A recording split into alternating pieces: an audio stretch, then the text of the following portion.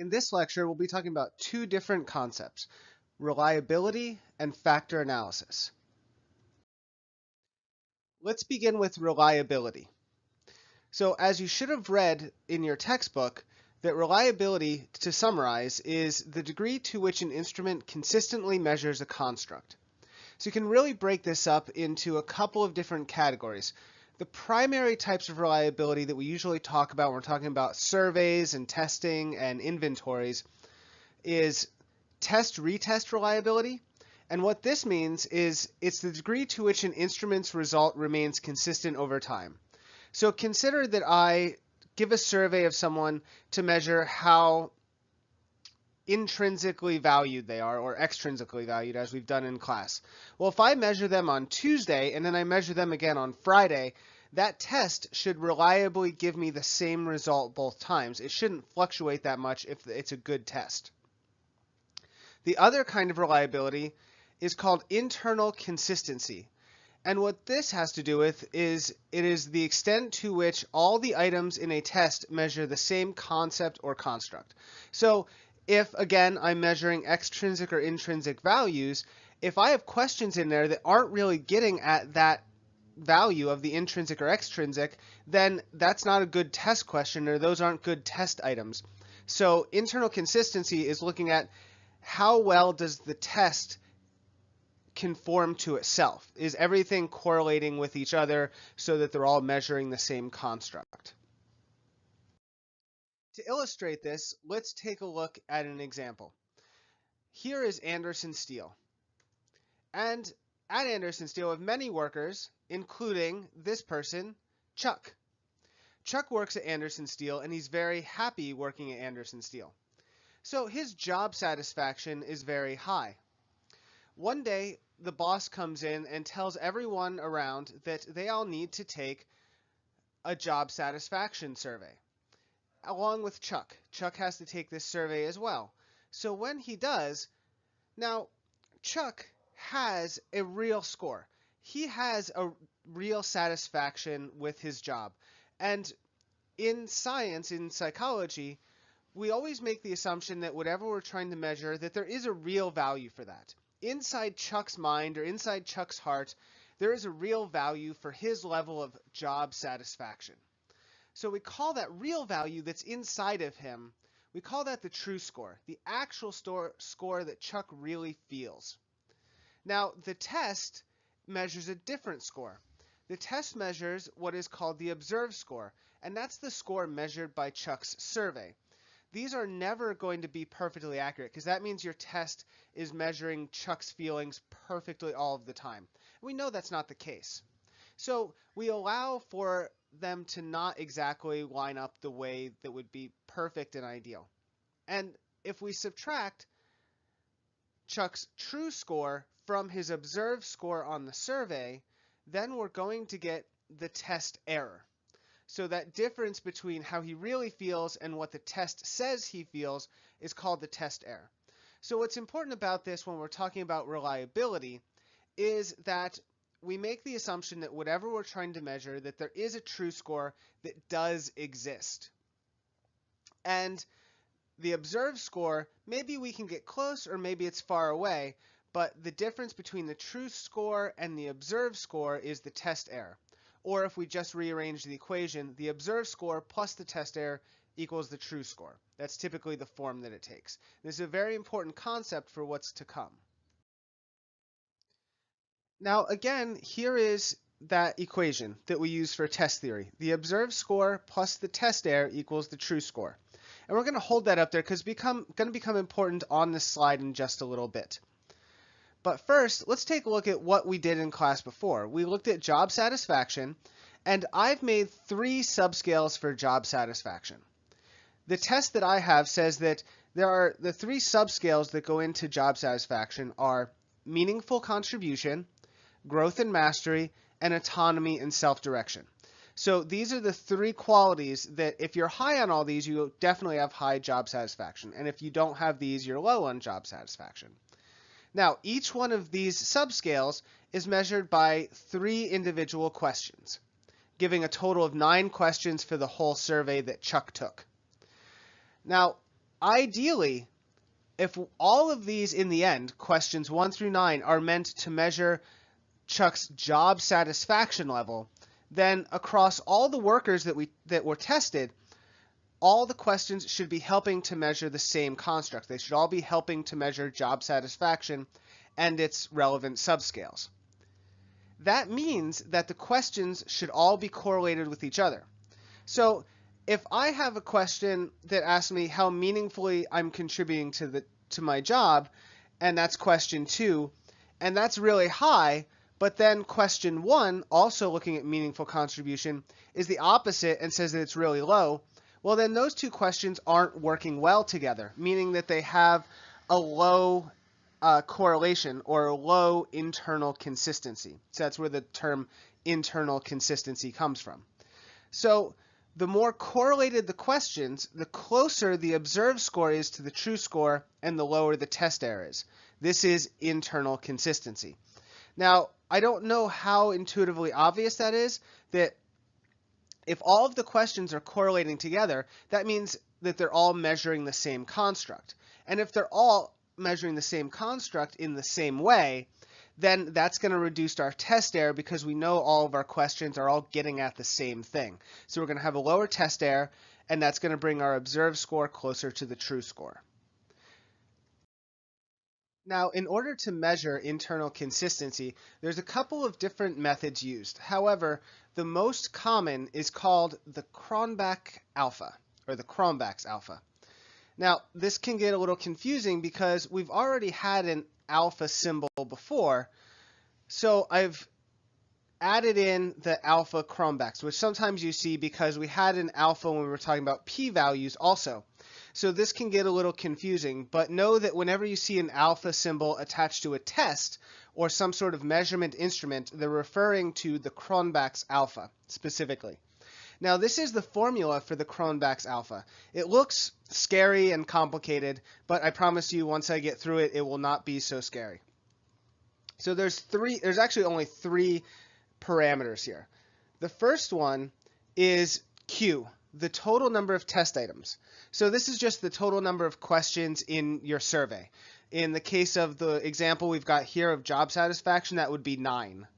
And so it's always Q over Q minus 1, so in this case it would be 9 over 8 if you were to look at that ratio.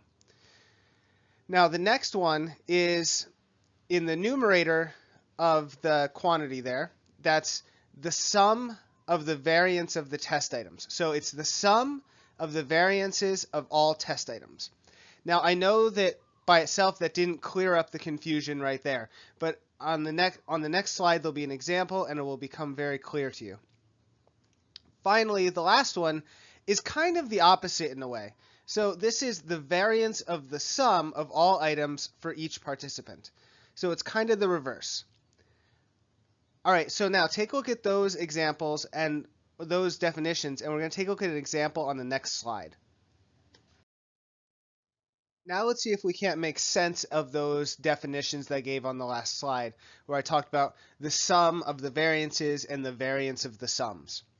So here is an example data chart. So this is 9 items. This is from our job satisfaction survey for 10 workers that participated in that survey.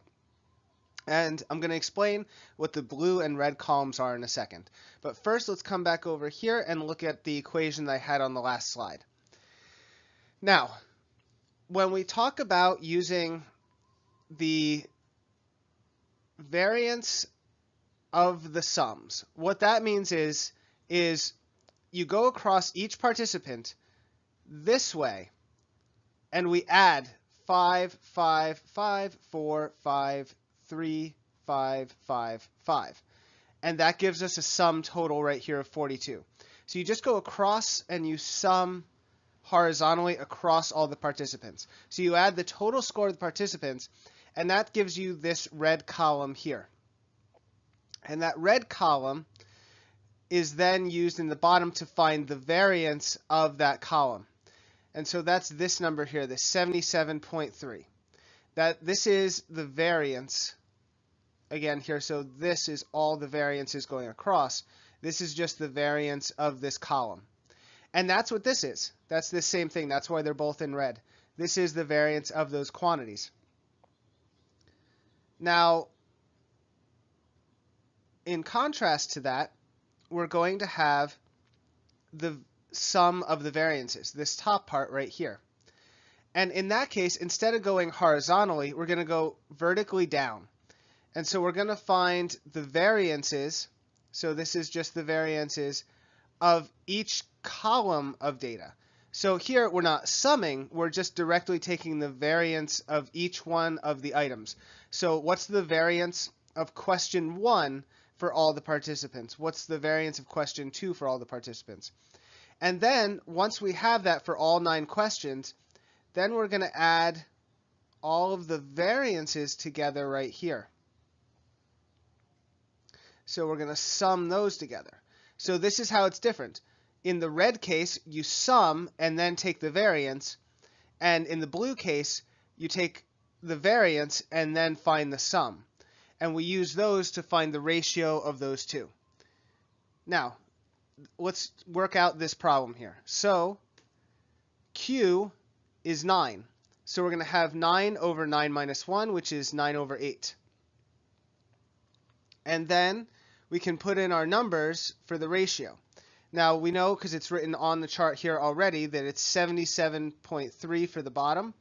And we're going to have, if we add up all those blue numbers right there, 2.4 plus 1.8 plus 1.7, etc., we're going to get 18.7 for the variance there. Now, final step is just calculate out the numbers, and that gives us a total alpha, our Cronbach's alpha, of 0.83. Now, is that good or bad? Well, on the next slide, I'm going to show you. But in general, Cronbach's alpha, not in general, absolutely every time, the Cronbach's alpha has to be greater than 0, but less than or equal to 1. The Cronbach's alpha is always a number between 0 and 1, like a lot of our statistics are. So it always goes between 0 and 100%, like most things. So in general, having a Cronbach's alpha that's 0.853 is actually very, very good. Not perfect, but it's very good. So on the next slide, I'm going to show you what those levels of acceptability are. Additionally, though, as I almost forgot, is that we calculated the Cronbach's alpha here for the entire test. Now we could equally calculate the Cronbach's alpha for a subset of those, like items 1 through 3, 4 through 6, and 7 through 9, just like that. Now doing that will give us the Cronbach's alpha for each subscale. So that's meaningful contribution, growth and mastery, and then autonomy and self-direction.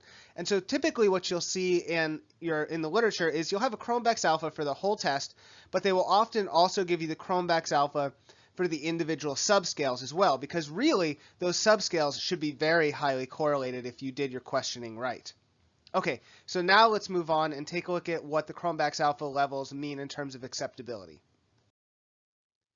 Now here's a data table that shows how the Cronbach's alpha level relates to how acceptable the internal consistency is. So they go by tens approximately in social science because that's nice and easy.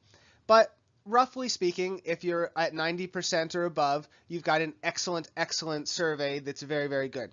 Between 0.8 and 0.9, that's still a good survey. No problem using that for scientific research. 0.7 to 0.8, still acceptable. You can still use it. I've seen lots and lots of published works that use alphas that are between 0.7 and 0.8 for their metrics and their instruments.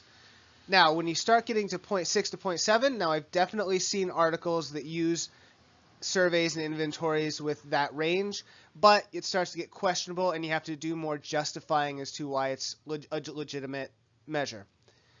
0.5 to 0.6 is poor. I've actually never seen an article really use one that was between 0.5 and 0.6, but I'm sure they're out there somewhere.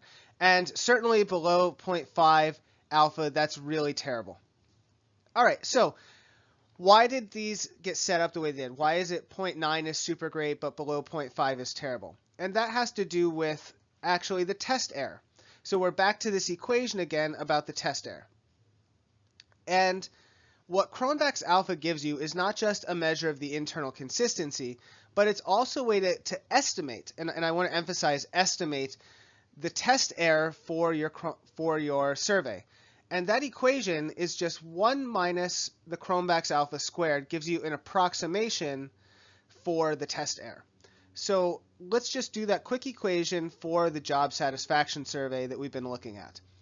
So if the test error is approximately 1 minus alpha squared, then for our example, that's going to be 1 minus 0.853 squared.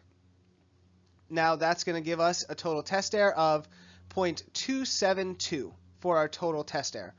Now notice here that this number, that's pretty big at 0.853. So that test error is going to get larger and larger as your alpha level decreases. And since it goes by the alpha squared, that has a larger and larger impact as you decrease that alpha. That's why when you get below 0.5, you really have a pretty bad test overall, because let's figure that out. So if we have 0.5, that's to be 1 minus 0.5 squared. Well, what's 0.5 squared? That's going to be 0.25. That's 1 minus. So that's going to mean that our test error is going to be approximately 0.75. So we've got a 75% test error. That's pretty bad, right? That's a pretty bad test error right there. Okay, so let's move on. We got one more thing to talk about. We're done with this internal consistency part, and we're going to talk about the other topic for today. And that topic is factor analysis. Now, I want to emphasize here that when we talk about factor analysis, I am not expecting you in any way to perform any sort of factor analysis at all when you're doing your data. We're only looking at this conceptually so that you have an idea of what you're looking at when you read journal articles. I really want you to understand as much as possible what the results section or what the whole journal article is telling you about data when you read a psychological article. And so a big part of that is typically going to be factor analysis. We're not going to do it in class, but it's just so that when you see it, you understand what they're talking about and what it all means. Okay, so what factor analysis is seeking to understand is, how do we know that job satisfaction has 3 subscales? Why not 2 or 4 subscales? Where did I get meaningful contribution, growth and mastery, autonomy, and self-direction? Where did that come from in the first place? So the first point to understand is that when we talk about psychology, we sometimes use the word subscales to refer to these 3 here, but there's other terms that are used too, and in statistics we use the term factors. So there's actually 3 different words that are all used interchangeably for the same thing: subscales, dimensions, and factors. They're all used for the same purpose when you're talking about an instrument or a survey. So 3 subscales, 3 factors, same thing. All right. Now in factor analysis, there are, broadly speaking, 2 different kinds of factor analysis. There is exploratory factor analysis, which you use when you don't know how many factors there are, but you want to find out.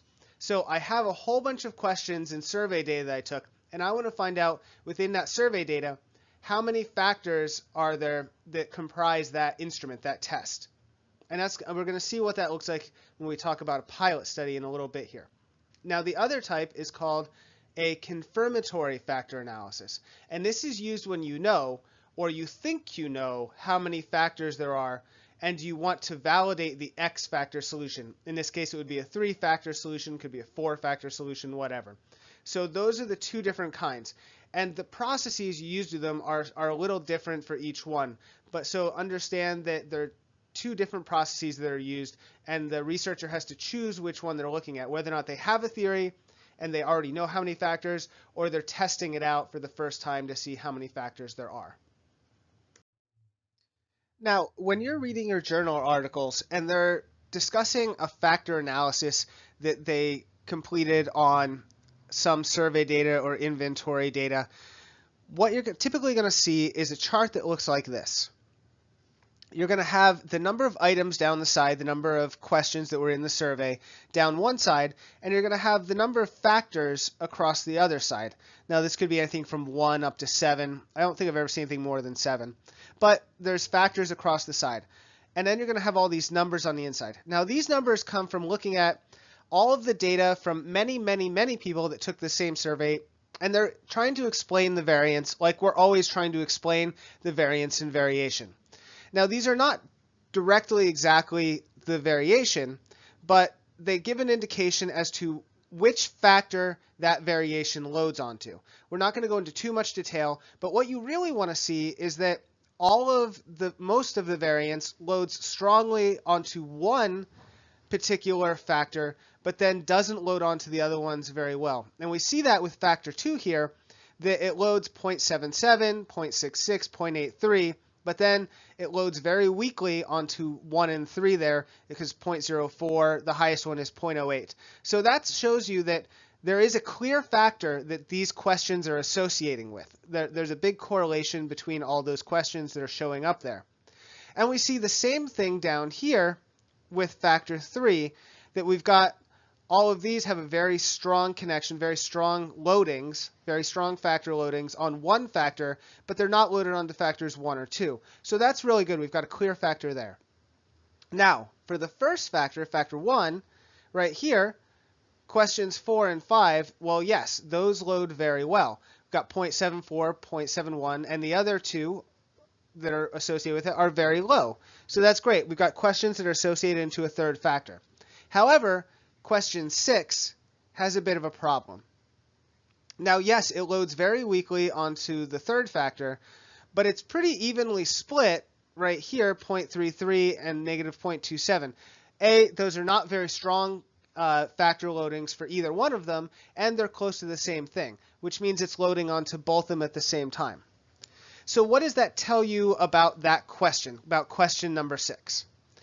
Well, what it should tell you is that it's not a very good question. Maybe you need to throw that one out and replace it with a different question, or only use the 2 questions, because those are very strong and they represent a full factor. Now, the other thing you'll sometimes see associated with factor loadings is that they'll graph them. Now, here I'm going to graph only factors 1 and 2. Here are factors 1 and 2 graphed out using those numbers that are in the table. And so what you'll see here is you get a cluster right here around factor 1, and then you've got a cluster of 2 questions around factor 2. But when we look at this third question over here, it's an outlier. So that tells us that, okay, this question really isn't a good question for this survey. We need to replace it with something else, or just eliminate it altogether. So we get rid of that question. It's no good for us. Now, again, like I said, you're not going to actually be conducting any factor loadings or any factor analysis for this class. It's too advanced of a topic. However, I just want you to understand what you're looking at when you see it in the research. When you see it in the research, that's what it means.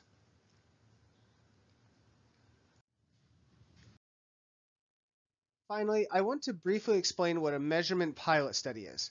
Now, some of you have already come across these when you're looking for instruments to use for your own experiment and research. And so all a measurement pilot study is a researcher's first attempt to validate a measurement instrument. So these are journals that are published with the sole purpose of showing the community that they've found a measurement tool that can be used, and showing all of those factor analyses that they did and the evidence that their instrument is worthy and can be used by other people. And so the way that they determine that is, first, they will, based on the theory and background research, the experimenter will create many questions that he or she thinks will measure the latent construct, for example, job satisfaction. So maybe they only think that the instrument is going to end up needing 12 or 15 items, but they'll put 40 questions into the first instrument to see which ones are going to pan out and which ones aren't when they do the factor analysis. Then they'll get a really high sample, approximately 300 people or more, to test their inventory. Now, the more number of items you have in your inventory, the more people you need to validate it. That's just kind of how it works. But approximately 300 or more is ideal for doing an initial factor analysis for this. Now, those 300 people then give you the data, and they give you really good p-values then. So you know you can generalize to the population a lot better, which is the ultimate goal of doing this. That's why you use the high sample size. The next step is that the researcher performs an exploratory factor analysis to determine the number of factors, typically between 1 and 7. So they'll do the exploratory factor analysis, and they'll see which questions actually have good factor loadings. Based on that, they'll look for the questions that are clustered together that have those good factor loadings, and those are the questions they'll keep. And the outliers are the ones that don't line up with any factor well or load onto multiple factors, they'll discard, and they'll only keep those. And that really narrows down the number. Then finally, the last step in validating it is, you'll remember this chart from the last slide of how those things cluster together. Well, the axes here are, the x and y axes on this are called the factor 1 and factor 2. But those are not appealing names. So the researcher will qualitatively analyze the clustered questions to determine appropriate construct names. In our example, that was meaningful contribution, growth and mastery, and autonomy and self-direction. So based on what these clusters are, you'll qualitatively look at those questions and say, okay, if these questions are measuring it, but these questions are not measuring factor 1, then factor 1 must be meaningful contribution. Right? And then factor 2, if factor 2 measures these but not these, you look at them and say, okay, well, the axis for factor 2 must be something like growth and mastery. So there's your growth and mastery. So that's where these names come from, is they don't just pick these out of the blue. They actually pick all these questions, run the factor analysis, see which questions load on the which factors, and then analyze those questions to see what that factor actually is that is a part of that job satisfaction. And that's how you come up with these different types of measures. All right, that's it for this lesson. Have a good night. That's all, folks.